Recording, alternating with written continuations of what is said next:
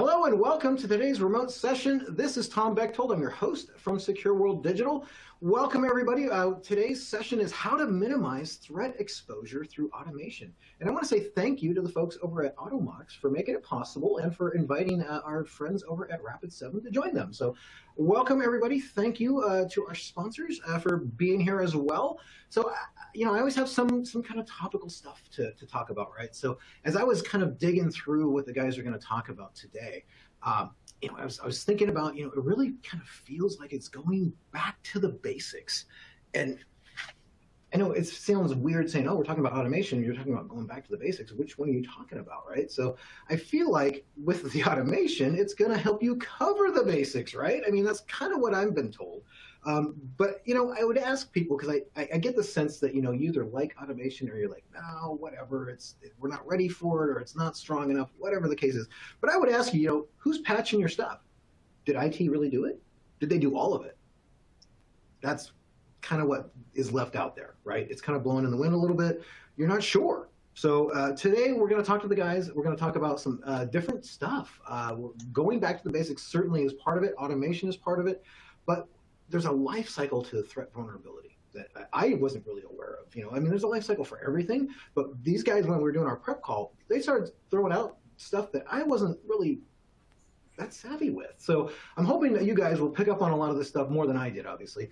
But I wanted to, just kind of set the stage a little bit. We're going to take it back a couple notches because, if honestly, if we were all doing the basics like we're supposed to, some of this stuff wouldn't really be happening and some people wouldn't be making the news. So in all seriousness, let's kind of get going here. But I want to have a quick housekeeping slide for anybody new. Maybe you're not familiar with our platform and stuff like that.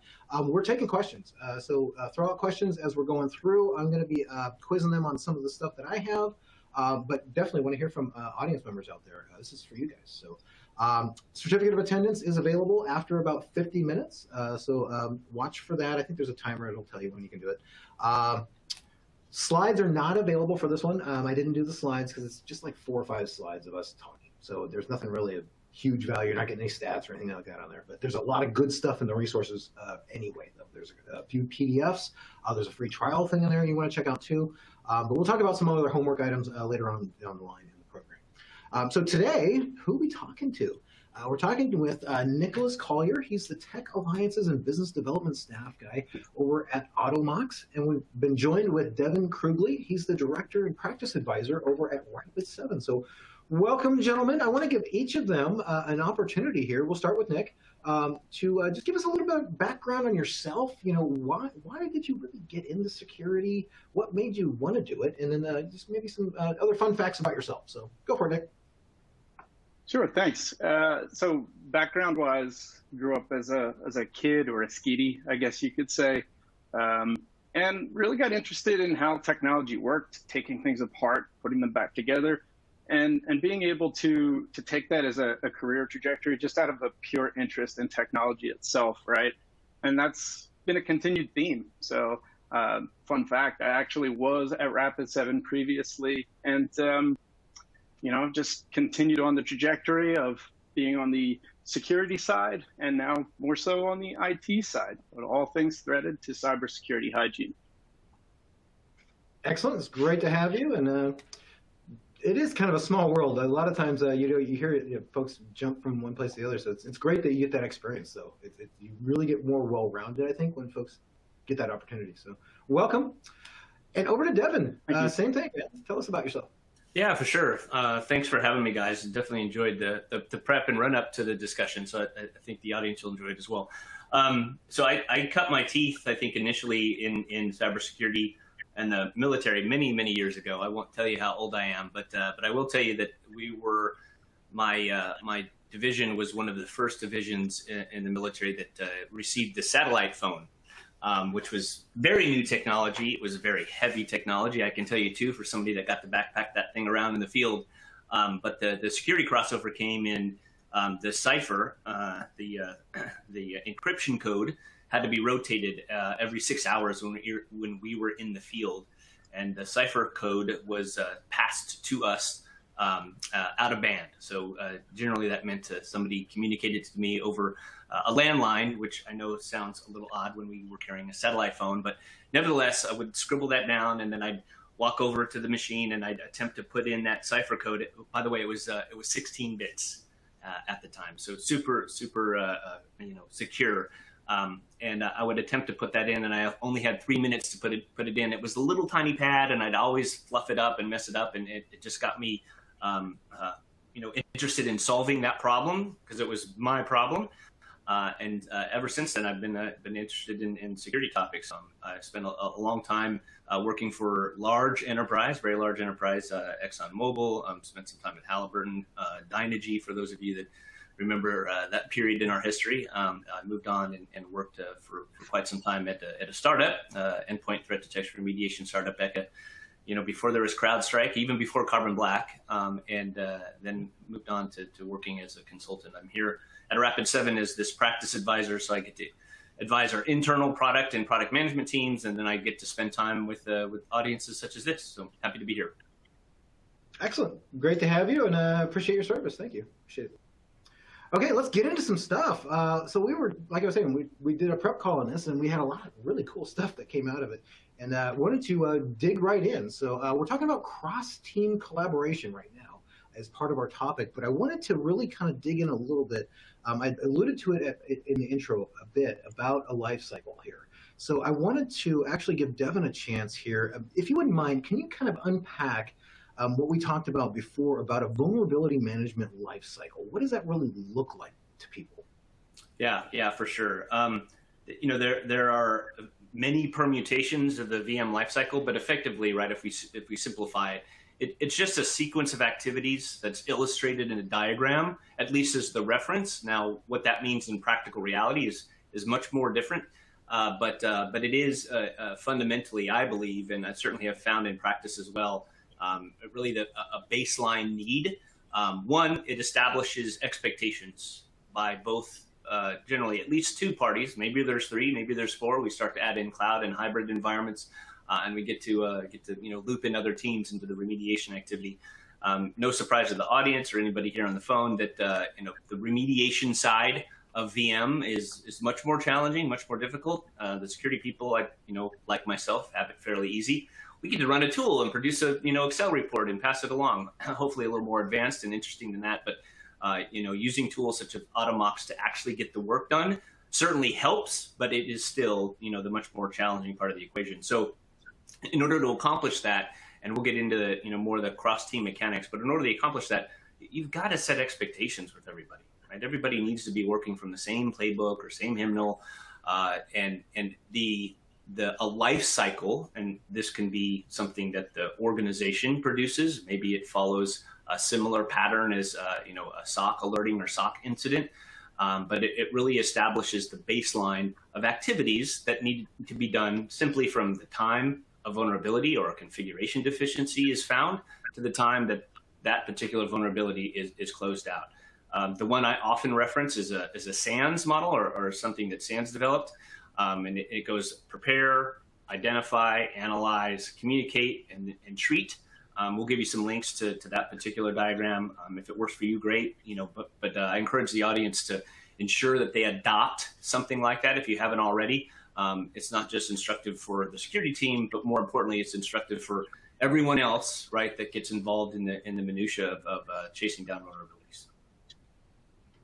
Appreciate that. Thank you for great definition, honestly. Nick, anything you might add to that or develop? Yeah, I think realistically, there is a security strategy that has to be employed. There are best practices. Having a good program is not simply just making a purchase of a tool, right? A tool is part of getting to a solution in an overarching sense. So very much agree. Okay. Excellent. So you guys have, like I mentioned, you guys have been doing this for a number of years. We won't say how many, but out of the people you've helped or visited with and kind of mentored, if you will, what percentage of them would you say actually collaborate well with this stuff? I mean, are they really going to the different departments, the other stakeholders? What are you seeing out there with this? I'll jump in. The reality, I think, is most vulnerability management programs need some attention.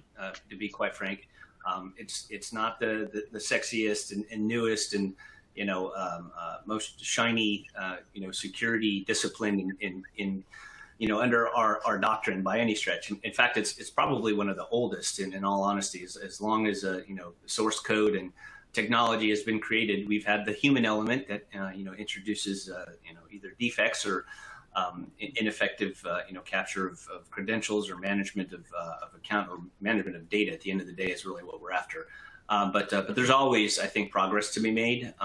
Vulnerability management, just because again it's old and it's stodgy, and some people would argue not as important as the work that goes on in a traditional SOC. I would argue fundamentally that it is probably if not the one of the most important disciplines within the security spectrum, because as you certainly pointed out, Tom, right? It's a return to basics, to the fundamentals of what we're doing. Confidentiality, integrity, and availability, right, still ring true, very important. And in order to do that, an analogy I often use when we talk about vulnerability management, right, it's the basics. It's locking doors and windows. It is a preventative control in the purest sense. And if you're not doing that work and doing it well, long before we get to having to stem the damage or find a kill spot in a kill chain, you're leaving yourself open to unnecessary work, I would say, in the very least.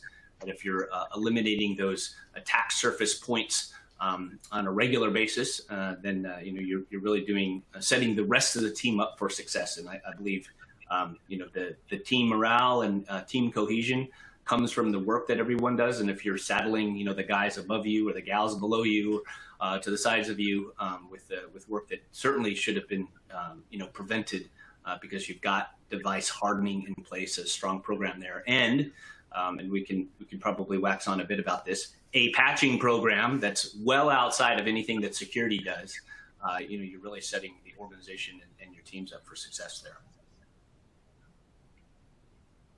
Appreciate that. Nick, what do you think about, you kind of mentioned it a minute ago about tools and stuff, but what do you think about tools? I mean, do they help, or technology in general, are they helping or hurting collaboration today?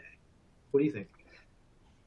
Yeah, it's a really great question. I think it's actually both, realistically. I think that with Google having instant access to getting answers, it kind of has developed a Pavlovian response, if you will. So I can go search, say, Stack Overflow, or, I've got a scanning solution alone, or I've got a patch solution alone. I'm going to be able to run that, and it's going to solve all of my problems for me. I'm not going to have to expel any energy thinking about the problems that I'm trying to tackle, right?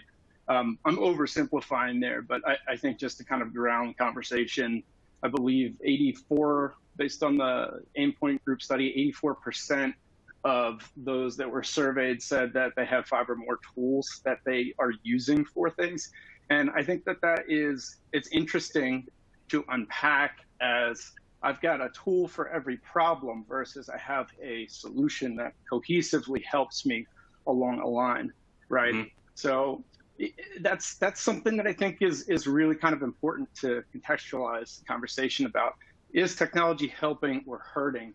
And I think that that's one of the things that we've seen a lot of evolution in our thinking and how we're approaching security and supply chain as a result of things that we've seen in major breaches. And now that needs to really start to extend down in the tools and how they are meeting customers in their daily practices. I would agree.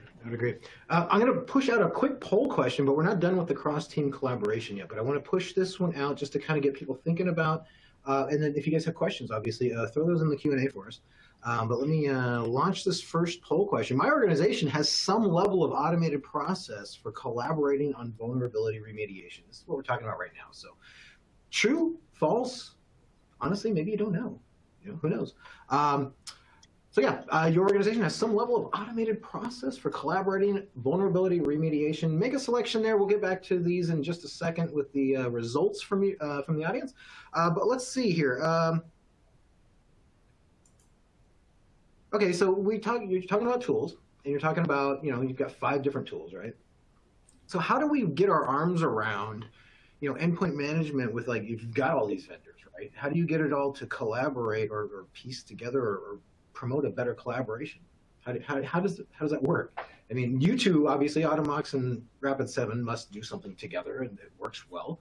But if you have 5 different tools, how do you make that work?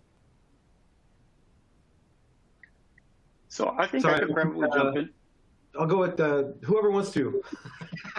Devin? Hop in, Nick. I can follow. Okay, go for it, Nick.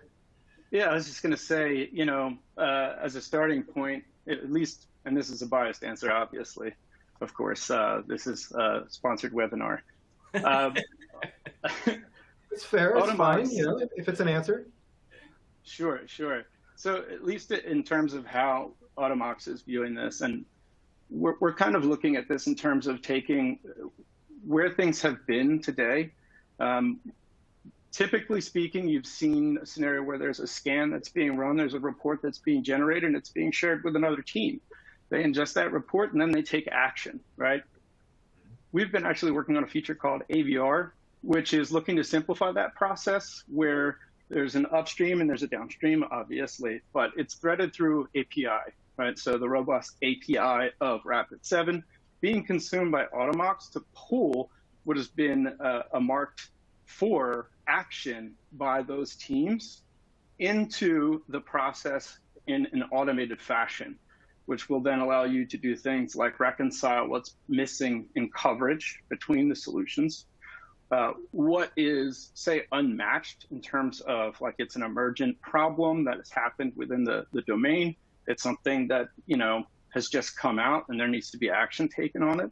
Or even things which are, hey, this is just something that we could have incorporated in a patch-all policy that we're not, right? So being able to improve not only the process of threading that in a communicative way, but also the velocity around some of that. Yeah, velocity, hugely important, right? To really whittle down the dwell time that occurs from, the time that a vulnerability or, an exploit is identified to the time that somebody's actually attempting to do something bad, regardless of the assignment date of a CVE or the publication date of a CVE. That dwell time is still out there, right? We may not know about it, but it is certainly still out there. So everything we can do to close the loop, and I'll go back to something I kind of referenced, and I know you have an appreciation for as well, Nick, is a patching program must, it's not a matter of if, but must exist outside of a vulnerability management program. I mentioned the concept of a control earlier, right? A control is in place to make sure something else is doing what it's supposed to do at the end of the day, whether it be a piece of technology or a resource or a person. And if a patching program exists only at the tail end of a vulnerability management assessment cycle, guys, we're leaving the dwell time out there. And I get that not, and you referenced this just a moment ago, Nick, right? We may not have the capacity for a patch everything program. That does take a lot of work. The testing alone is voluminous, but we certainly should be going through and patching, even if it's just those that are CVSS scored and prioritized. When we get to the VM, component of this and having tools that are able to exchange through API or other means that data to really queue it up becomes super, super important. One, I would advocate the security teams should be directing what balance of time is left after the patching cycle, right, to the IT ops groups and the administrative teams. Hey, of the things that we missed, right, of the things that didn't get patched or the things that didn't have a patch available to it, right? That's another aspect to this that we should not overlook. Not everything can be patched, and not everything is got something that can be changed in order to reduce the vulnerability. Maybe there's a mitigating control or a firewall that rule that needs to be put in place. But the point is that dwell time should be shrunk down, and then we make the attempt to help prioritize and really fine tune the additional resources that are going to be applied. And that's where threat intelligence and some of these other, I would say, more sophisticated techniques of whittling down that work volume. Not the least of which, and I think this is kind of the I don't know, the capability du jour, right? Is what's actively being exploited. It gets referenced and mentioned very often these days. We, Rapid7, and I know Automox to some extent as well, both have sources for some of those details. It's becoming easier and easier, I think, to procure that, but, whittling down to what's actively being exploited versus, what on paper looks like its potential. Also, just a quick plug and suggest that, there are other technologies out there, such as breach and attack simulation solutions that can really help organizations get to what's most important. Great. Appreciate it. Thank you, guys. Let's take a look and see what our audience was thinking about here with our results. And then I've got one more collaboration type question. So let's see here. Looks like most of them have some level of automated process for collaborating, about 66%. Right. So looks pretty good, although about 23% just didn't know. So maybe they're just in a different group or something. Yeah. But is that normal? I mean, I don't know. What do you guys think? I honestly, I kind of expected a breakdown in terms of yes and no. The don't know, I think, that could be, again, it's just not the team that cares, but that has been a order of magnitude shift that even going back 3 years or 5 years ago, where there wasn't automation and the process that Nick referenced, which is let's create an Excel report. I'm going to pull the pin on the grenade and toss it. Well, another military reference. Excuse me. Toss it over the fence, and hope that something good happens. Those days are past us, I think, for the most part, which is really encouraging. But actually getting the work done, and more importantly, I think tracking the work. In today's age, the Google reference wasn't lost on me. My daughters think I'm the smartest person on the planet because of Google, at least for the next couple of years. But expecting that to happen on its own without some sort of technology fueled directive. But the expectation I mentioned is really having to report the status and how frequently you're needing to report that status, whether it be up the chain and security leadership, or even now boards and the higher level executives in the organization on the business side, right, are becoming more and more attuned to what's going on with vulnerability management or attack surface management activities. So having that capability in place, right, to automate some of this and produce those metrics is a kind of a newish need. We've always needed to kind of track our work and understand where we are, but certainly the level of detail that's needed is a little bit new. What do you think about that, Nick? Hey, it's pretty spot on, right? And it's also reflective of endpoint group surveys that I've seen as well. I think realistically, there's definitely a movement that's starting to take shape with some of the challenges, especially of more dynamic environments, and with the evolution of how things have kind of shifted with COVID-19, for instance, and remote workers and all that kind of stuff. It's just driven more of a need to start to, I think, thread things in at least a semi-automated to automated basis. Before we shift gears, I wanted to ask both of you, from meeting with different people, what would you say is the biggest challenge? Nick, we'll start with you.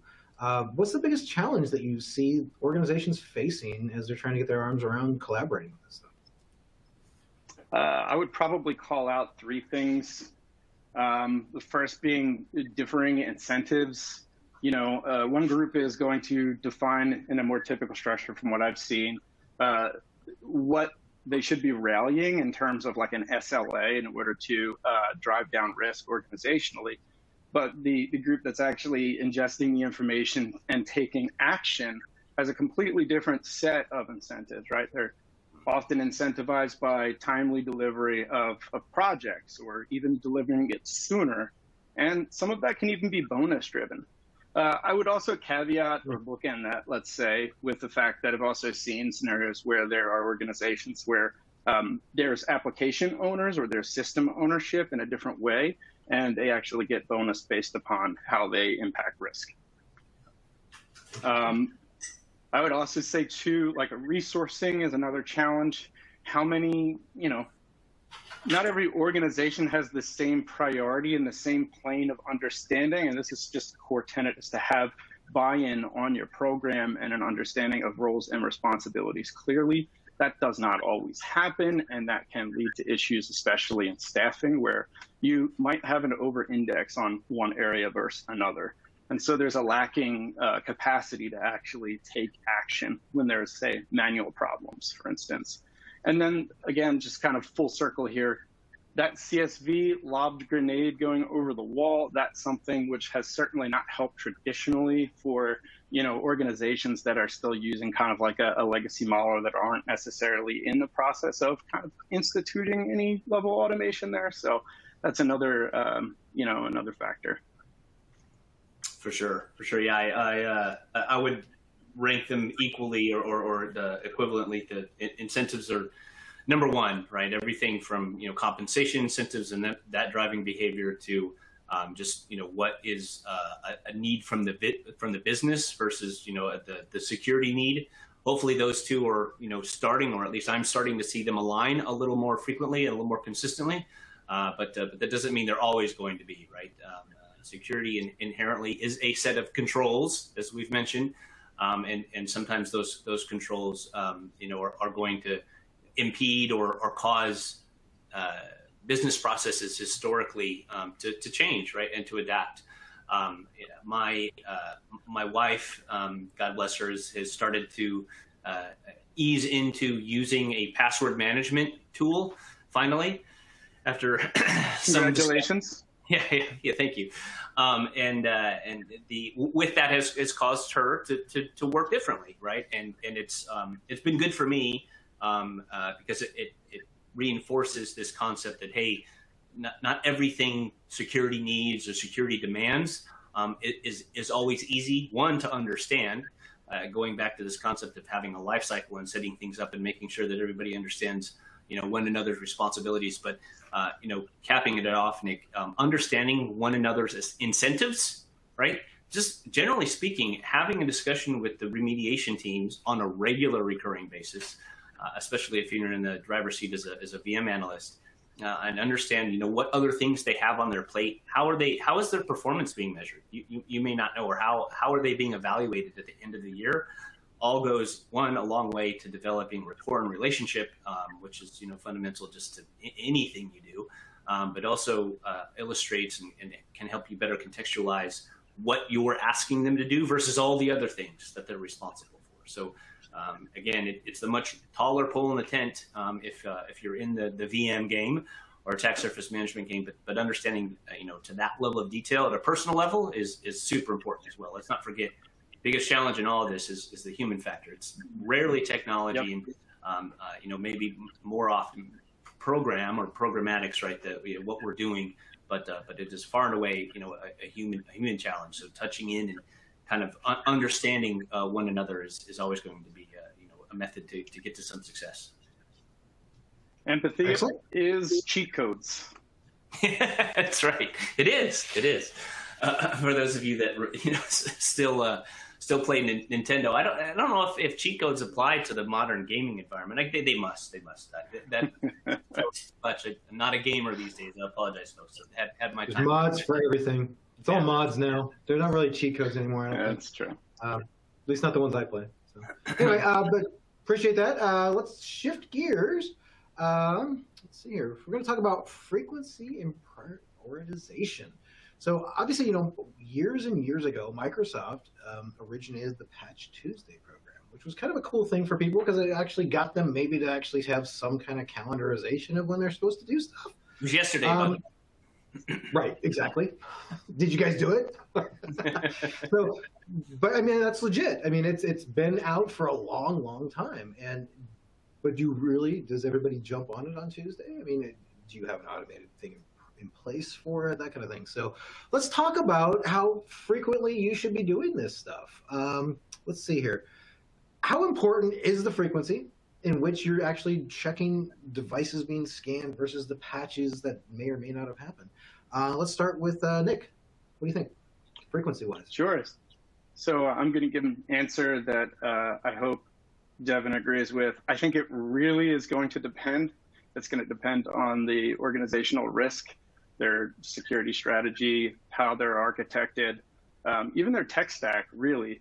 I think that when it comes to impact, the goal is to be able to impact risk, not introduce risk of, say, patching devices, which may be revenue generating assets, right? You don't want to interrupt a web app or anything like that. But at the same time, I think that there's definitely some fundamentals everyone can agree with when it comes to devices which have a higher criticality. And this is really about how you manage assets and how you're able to introduce context into those assets to drive what you're looking to take action on, right? So if you're looking at this through the reference point of I have devices which are in a DMZ, then the frequency at which you should probably be patching those is going to be higher. It's going to be a higher focus. You're going to look to try and localize where you have the most potential risk as part of your exposure, right? So what do you say to that, Devin? Yeah, I would absolutely agree, right? At the kind of the program definition level, right? There's a risk tolerance that should be established. If risk tolerance is a new topic, I would encourage the audience to adopt the risk tolerance that exists today, right? How frequently are you patching and scanning? Tom referenced it seems permanent at this point, our Patch Tuesday sequence, and I would argue with the audience here, or present, maybe just food for thought. The only reason, right, we have the most common, which is a 30-day patching cycle, is because of Patch Tuesday. No other reason. The dwell time, right, certainly isn't indicative of adopting a 30-day cycle. That's far too long, especially for the pace at which some of these exploits are being developed. But Patch Tuesday is in place. I think the other kind of constraint that we'll continue to hit up against is going through testing what needs to be tested, which is kind of compacting, especially on the Microsoft front of things.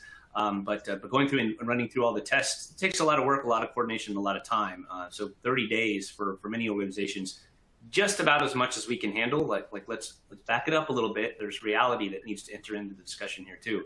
I would support what you're saying, Nick. Once that risk tolerance has been established, maybe it's what's in policy from an SLA perspective. The other thing that needs to enter into the equation is, well, do we really need to scan any more often than when we're patching? Patching, yep. Right. Now, the element here that may or has quite frequently altered that is all these celebrity vulnerabilities that continue to invade our day. Knock on wood, I'm not looking for one this weekend, by the way. But that may be a need or indicate a patching, or a scanning or assessment cycle that's outside of that sequence. But beyond that, right, you really need to kind of center and agree to and collaborate, right, with the organization that's doing the patching or update. It's not just patching, right? It can be a software code update, as you mentioned. See attack surface management involving applications and the cloud and hybrid, all of those configurations that need to be made and assessed. But if you're scanning more often and producing results and just signifying, right, or collecting data that you already know, which is patching doesn't happen for 2 weeks, it's still not patched. It's just a waste of time, waste of resources at the end of the day. Okay, shifting gears a little bit here. So how does prioritization play in shaping like how the automation is involved once you have that stuff working, right? Devin, since I can still see you, why don't you go ahead and start that one off first? Yeah, for sure. So, again, the prioritization is necessary because patching everything or configuring everything is difficult. Again, both as a resource perspective and just technically speaking, the variety of devices and technology out there doesn't lend itself to the everything must be patched approach. So that then leaves us with this I guess problem, right? Mathematical problem of, well, what do we do then? What should we? How do we prioritize? We talked earlier about those things which are actively being exploited. Absolutely, no one would argue against that. I hope if you have sources of intelligence, whether it be through a solution from Automox or from Rapid7, or another threat intelligence capability out there that is giving you that intel, act on it. I would encourage that can be ingested and automated and made more in line. Beyond that, the next and what has historically been the most important, right, is what are the most important assets in the organization? What are revenue producing, as Nick mentioned, in the dev and test environments should be patched and maintained as well. But if you've only got 8 hours or 10 hours or 12 hours in the day, then they're probably going to fall to the wayside. Now, I would advocate that sometime that we go back and touch those other systems too, but from an exploitability perspective, and then that second sorting function that you'd want to apply, since we're talking about vulnerability management, I'll make a reference to a spreadsheet. That second sorting function that you want to apply, right, is the most critical assets, and asset management as a topic is as important to vulnerability management as I think humans are to it. We didn't really touch on that, but that asset management, that asset database, the CMDB, if organizations are so lucky to have something like that in place, the element that's needed, right, is in discussion with the businesses. What is most important, right? The technology to kind of determine what is part, from an infrastructure perspective, of a revenue producing application or revenue producing business function, or maybe it's in the banking industry, something that's related to SEC compliance or regulatory compliance in general. That's as important, right? And it's that type of prioritization that can really help drive. But at the end of the day, again, right, going back to the basics, we are in the business of securing data, right? There are offshoots of that we can look to around business impact or brand and reputational damage. But at the end of the day, we're still in the business of protecting data and those systems that the data reside on. But thinking about it in those terms, or putting a little post-it note, what's my goal for the day? Oh, protect the organization's data is not a bad thing to keep in mind. Yeah, I mean, really just driving towards that impact to risk reduction versus introducing risk by virtue of taking that action, I think is really kind of key in that balance.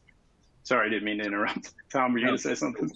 The more the more we're just chaos we're introducing into the system, right? So we certainly don't need to be running scans when they're not needed, right? We're not going to change behavior or take action to them. It's just not necessary. Excellent. Another poll question here for the audience. We're not done with this part yet, but I just want to throw this one out here. My organization patches vulnerabilities outside of Patch Tuesday that are not considered high risk. True, false, or you don't know? So similar to what we had before, selection-wise. My organization patches vulnerabilities outside of Patch Tuesday that are not considered high risk. So true, false, I don't know. Think about that one for a bit. Let's do another question here. I've got an audience one here. How do vulnerability management providers help inform with the frequency? I'm not sure exactly what that means, but one of you do. So, Devin, what do you think? How do vulnerability management providers help inform the frequency and, I guess, prioritization? Yeah, for sure. So, providers, I think that tier one providers are I'll reference some competitors here, but Rapid7, Qualys and Tenable are kind of what's left in that landscape. And I think that the frequency, right, is born of a couple things, or how they're influencing the frequency. One, and we just touched on this, is how efficiently maybe that a scan or an assessment can be run. Is one thing. We've moved very quickly and very drastically into an architecture where a lot of vulnerability information, or a configuration or misconfiguration information is collected from an agent or a sensor or some piece of software that sits on the endpoint. That is a little more lightweight. Well, it's a lot more lightweight, right? Because you're not sending packets over the network, and therefore you're less likely to cause some damage. The data is still brought back, but it's it's much lower byte count. And it's following a single protocol, right? So there's just, again, less chaos in the system. That has made that process more efficient, and therefore you can probably scan more often. Some solutions allow you to schedule that. Some solutions are pre-configured, but the other frequency component there that I think is important is you have more real-time data. So this concept of needing to run a scan, it really is less and less of an option even. And certainly unnecessary, because you've got that data, it's on hand, and it's within the last quarter of a day that you've got that detail in front of you. Now there are additional systems out there that certainly fall in and are as important to secure, right? Network switches, routers, firewalls, printers, IoT, right, is certainly a challenge for many organizations out there, and it's not something that you can simply drop an agent on or drop a sensor on. May get to that point at some time in the future, but at least in the current paradigm, there is a kind of this network capability that's necessary. So how efficient, right, that network scanning is, or how non-disruptive that is, I think also influences the frequency and how often an organization is able to kind of assess their organization. Anything to add, Nick? Yeah, no, I was just going to say, from my time at Rapid7, biased answer here, having a risk scoring strategy was really kind of key in helping to drive impact to risk. There's a really interesting set of reporting that was available, and it was like the top 25 remediations with details. So it's kind of applying the Pareto principle of what is the 20% of things that if I do have 80% of an impact to my overall risk. And I thought that was really an interesting element to Rapid7 as a solution. Obviously there are other VM providers that are out there, but I think kind of keying on what Devin had touched on, moving to and having an agent basis for those devices as part of distributed workforces, in addition to kind of that legacy scanner as well, gives you kind of that hybrid value in being able to canvas everything, because you might not always want to have an agent on certain devices. There could be, a myriad of different reasons or governance that would be applicable to that exception. So I think that those are really interesting avenues when it comes to informing what you're prioritizing and why. Yeah, I'll jump back in here. I think there is I'm not sure how to describe it, quite frankly, but there is some tension, right, in the marketplace and in the security sphere that organizations are served well enough, right, with an agent-based or sensor-based technology. I would argue that that's going to become less and less comfortable because, and I'll reference one of the most recent, and I'll say disruptive celebrity vulnerabilities, Log4j. Log4j required both an internal and an external view, and in fact, it still does, and it's going to continue to haunt us for quite some time. But needing that external view, right, that protocol-based assessment, it cannot be replicated, at least today, with a sensor-based technology. So having both of those at certain times, maybe not for 80% of the work that needs to be get done, but for the 10% that's or 20% that's most important, you really have to have both. I think organizations are going to find themselves flat-footed if they wholeheartedly move into a sensor-based or agent-based technology. It is at least today, and for the foreseeable future, that the organizations should really consider, and that influences the frequency and prioritization, right? Okay. Let's check on our audience and see how they responded here to our poll question. Okay, so my organization patches vulnerabilities outside of Patch Tuesday that are not considered high risk.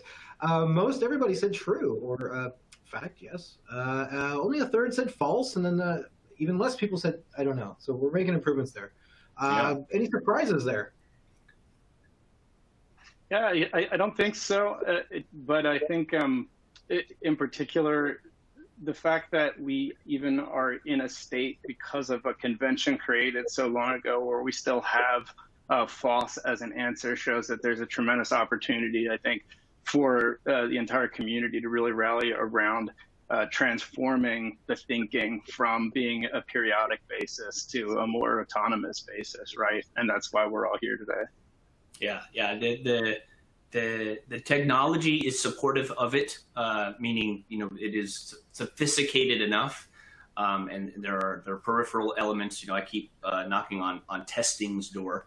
God bless him, Microsoft has gotten a lot better about releasing updates and patches. They're likely not going to crater, your critical server infrastructure or certainly your workstation infrastructure when on Patch Tuesday. And therefore, right, we have some doorway in some capacity to really go into a state where we're patching consistently or almost constantly. SCCM for years, another Microsoft reference, for years has had this published a patch capability, and as those systems come on and offline, especially now with the remote workforce, as you mentioned, patches will be applied. I would advocate that there are broader swaths of an environment that with tools like Automox that can address that type of a paradigm and really drive down the backlog, which unfortunately everybody has. And in this context, ladies and gentlemen, I don't mean a DevOps backlog of vulnerabilities that we haven't gotten to. But to the poll question, why would we even do that? Well, we would do that, right, to eliminate some of these 3s or 4s or less important or less critical vulnerabilities out there. Because at the end of the day, our adversary is becoming quite adept at chaining some of these together. So 3 lows does not equal 3.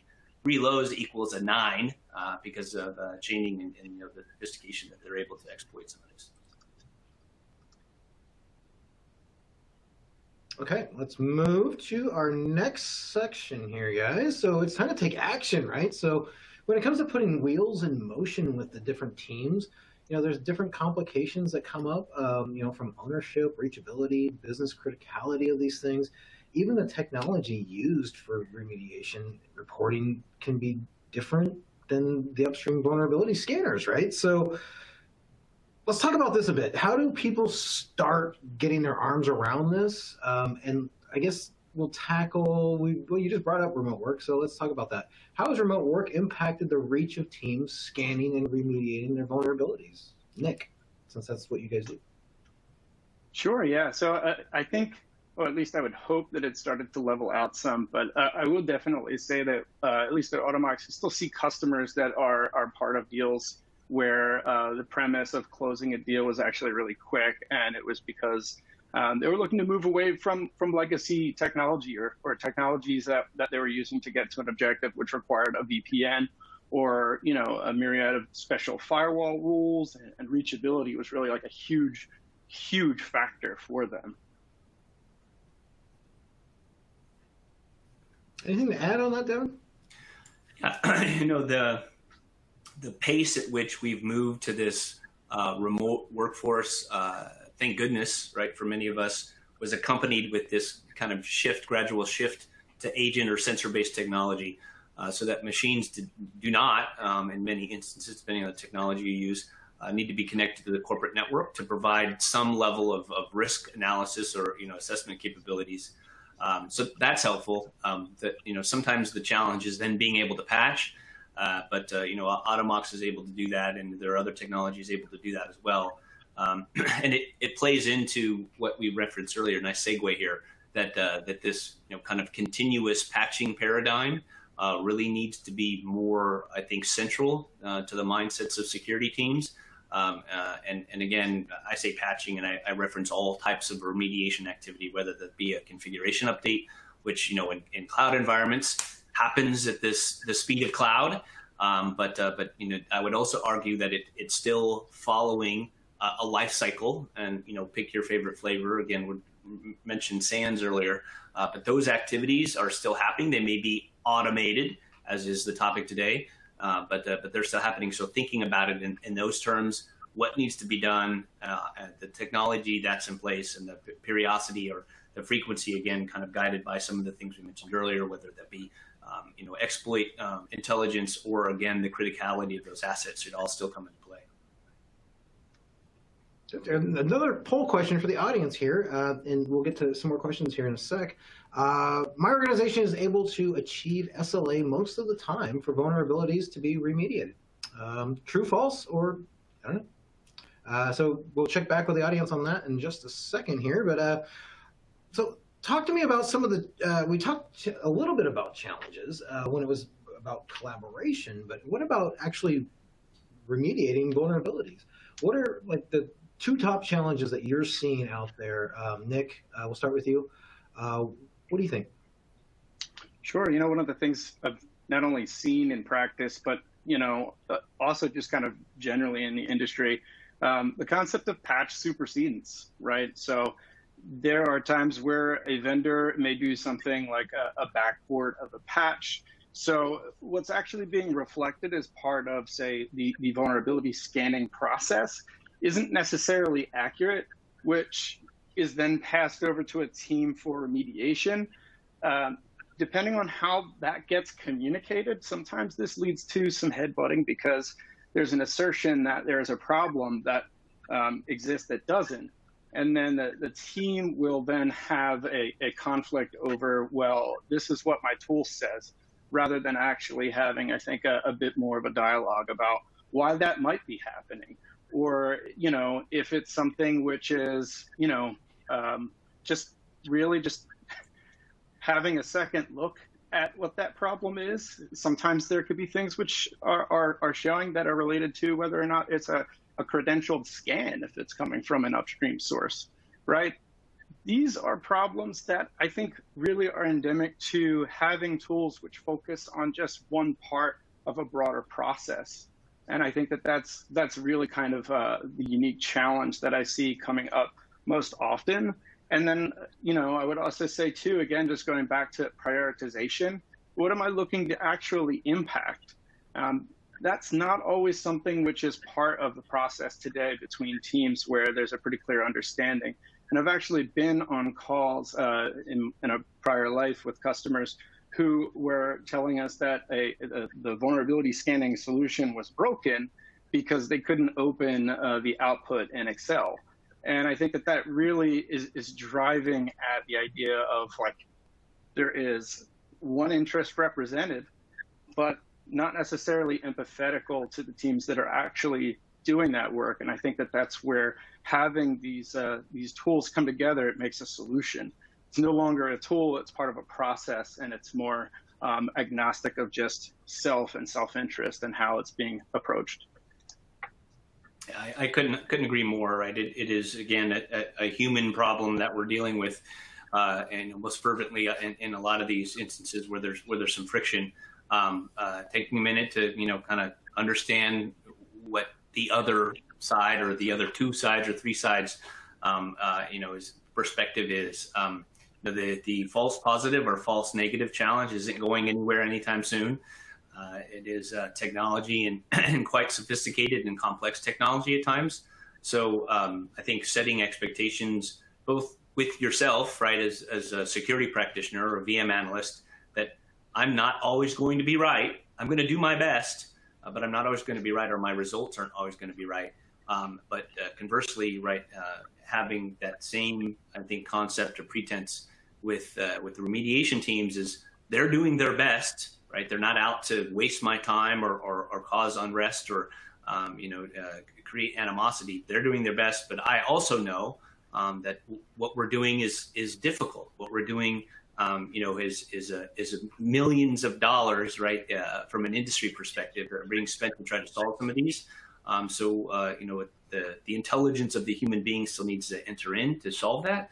But again, at the end of the day, understanding both sides of that, and that there will be some deficiencies. I think it goes back to this concept of a life cycle to some extent, and that part of that life cycle, right, needs to include a set and well understood structure to handle false positives, false negatives, or exceptions, and setting that up so that everybody knows, hey, when I do run into one of these, I'm going to let security know. They're going to drop it from the list, or we're going to go and try to reassess or validate or use proof, right, to go and figure that out, which is becoming more and more of a requirement today, right? What did the solution scan for? What registry key or what file version type did we look at, especially with some of these celebrity vulnerabilities. So all part and parcel, but yeah, I couldn't agree more with you, Nick. That's absolutely the case.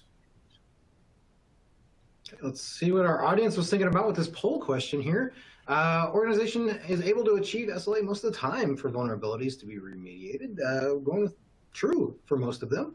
Although if you add up false and seriously, I don't know. It's kind of, you could almost say it's kind of false. What do you think? Is that what you're saying? That doesn't surprise me at all. I think SLAs should be established, really, my opinion here, I guess, more than anything. But SLA should be established based on what historically an organization has done, if you're starting from ground zero. And then you adjust, right? You turn that threshold up or down, depending on the capacity and again, the risk tolerance of the organization. But I think often SLAs are established absent of the reality of the capacity of the organization. And so you're setting yourselves up, and CISOs, remember this, you're setting yourselves up for a red indicator on your dashboard if you don't start from a position of what is the organization able to consume and produce, and that's both sides of this equation here, not just the security assessment part, which is easy, but the remediation teams. The remediation teams, if they're only going to be able to patch once a quarter, and at the outliers today, or as an example, as we all know, right? Oracle doesn't follow a patch Tuesday schedule; they follow a quarterly schedule. So if your SLA is every month, the logic that breaks down very quickly if you're looking at the Oracle assets or Oracle technology. So taking some of those things into consideration, and again setting the CISO, the leadership, security leadership up for success. You've got to take a logical approach, and I'm not suggesting you game the system. But understand what the capacity is and then work backwards, right, to slowly increase those SLAs. All right, we got to a 30-day SLA. Let's go to a 20-day SLA, right? Continuing to squeeze down that dwell time should be the goal. Nick, anything to add there? No, I think that's pretty spot on, honestly. I especially resonate with the idea of the capacity being thoughtfully considered, because I think that often there is, and I think this is endemic of business in general, there's a logic applied of optimizing and an optimization, which is in parts versus a complete system. And what that does is it can create issues where you might have buffer and it's not necessary, or you might have a situation where you don't have buffer and that would be required. And so I think that is even more fundamental than some of the core principles that we're discussing even. Excellent. We're winding up our time together here. Audience folks, if you have any more questions, throw those out. We got a couple more minutes. I'm going to let Nick give you guys a bit of information here on a special offer that they're offering over at AutoMox. So Nick, go ahead and take a minute to explain this, and I'll look for some more audience questions here, and then we'll wrap it up. Sure. Thanks, Tom. So as part of the theme in which we've discussed today about getting started with automation, I invite you to start a free trial with AutoMox. It's something where you can get set up and immediately have instant return on being able to see all of your endpoints as a cloud-native solution. And we've also created a new feature. It's called Automated Vulnerability Remediation, which actually extends the theme of today's discussion. With Automated Vulnerability Remediation, we're ingesting from Rapid7 to help you prioritize things, right? It will help you connect to Rapid7 through a different set of filters that you can specify, whether tag or otherwise, to then prioritize for patching immediately, seeing where you have gaps in coverage, or taking action agnostic of a patch for things like configuration-based vulnerabilities at scale. It's a lot different than some of the other different patch solutions on the market. So please check that out. I'll just add that the Rapid7, while necessary in this agree, it also offers a trial, so you can get both solutions and kick the tires and understand that the value of having an integrated and intentionally a purpose-built integration between the two, for sure. And there's a link for the trial stuff in the resources. And I believe when I close this thing out, there'll actually be a button in the middle of the screen you guys can actually hit, and if you really want to check it out. So do that. I mean, free stuff. I mean, we're collaborating. My thing is, I know there's not a silver bullet, but to me, I keep saying this, but collaboration to me seems like the closest thing we're going to get to a silver bullet in security. So check this stuff out. Free stuff is always worth checking out. You can always say no. So anyway, that being said, I do have another question here. Kyle is asking, where is the balance between trusting automated patching from Microsoft versus testing all patching at the cost of missing SLA? This feels like a Devin question. Yeah, I was just typing up an answer. I'm glad you voiced it here, because I think it's a good one to the audience. So this concept of testing, I think, or requirement of testing, let me start there, is becoming a little less obtuse, or a little less dependent in terms of success, and making sure you're non-disruptive, just because really patching has become such a necessary thing that organizations like Microsoft have dumped a bunch of money into making sure that they're not simultaneously creating evil and trying to prevent evil. So there is less, but to answer Kyle's question directly, I would advocate that, and I know Automox has this capability, right, to set your patching systems up in rings. At least that's a concept that Microsoft has promoted. But effectively smaller groups, right? So you patch a smaller group that's maybe not as business critical as some others, or does it include your executives as an example, right? And feel that out, right? That can be a day, that can be 8 hours, depending on how important, right, a particular patch or a particular update is, and then you can expand from there. And this is a bit of eating your own dog food to some extent, right? Where you could, that first ring is the security team or the vulnerability management team. That way you have firsthand a priori knowledge of the impacts of a particular patch, and you kind of expand out from there. Conceptually, you want to expand out so that you're slowly moving towards the more important pieces of technology. And so those business people, right, the people behind the keyboard, or the people that interact with those systems, would be, the natural extension of those rings where you're moving out. And that way you're getting the testing cycles in, but not having to spend dedicated time doing it, and you're accomplishing a risk reduction at the same time. Excellent. Anything you want to add, Nick? No, I think it just perhaps some closing thoughts from myself, that the industry is evolving, right? And solutions they need to follow with that, right? And so that's what we're working on right now. It's what Rapid7 is working on. And I think that's really what all the vendors in this space are working on. So, I really appreciate everyone's time today and joining us. For sure. Yeah. I don't know that beyond, the concept, some of the fundamental concepts that we passed along, thinking about adopting some sort of illustrative life cycle is going to drastically improve communication, if that's not something that's already in your toolkit.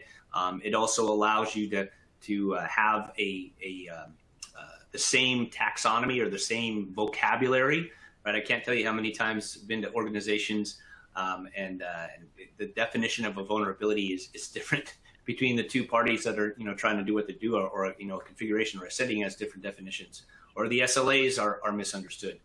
So setting that up goes a long way to at least being able to have clear and precise communication.